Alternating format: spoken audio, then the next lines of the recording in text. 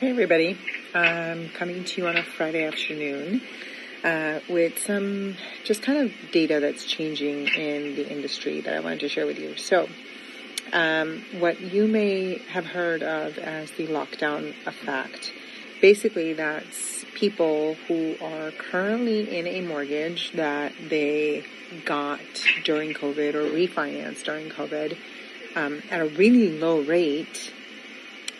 Those folks may, in fact, be ready to move. So they want to make a move. They're ready to make a move to either upsize or downsize or just change situations. And now they're feeling this lockdown effect of not wanting to make a change because they're like, hey, I have a great rate, which gives me a great monthly number at the end of the day. If I sell this property and move to another one, I'm going to move to such a higher rate that it doesn't make sense, and I don't want to do that, or I'd rather wait until the rates drop a little bit more. And because they're not, the motivation isn't so high, it's just timing works, like it's a good time to sell, or they're ready to do it from a life phase standpoint, but they can't, or they don't feel like they should, and so they're holding on tight, which means the inventory that we should be getting on the market because those people are ready to sell or would have been ready to sell are not selling. And therefore that inventory is not coming on the market, which is what the struggle has been.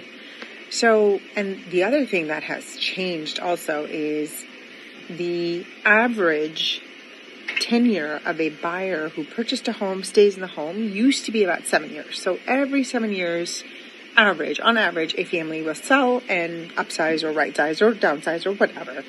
So it's a 7-year curve, right? And then after 7 years, they'll sell.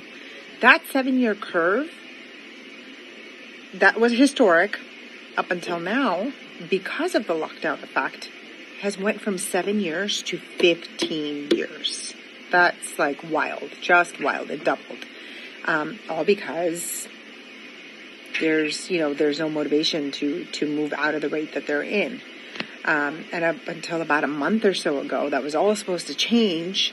And the rates were supposed to drop slightly. It would have created some stimulation in the market. And it's not happening because the rates did not drop. Even though the war, because of the war, the oil prices went up. It all has a trickle effect to the market.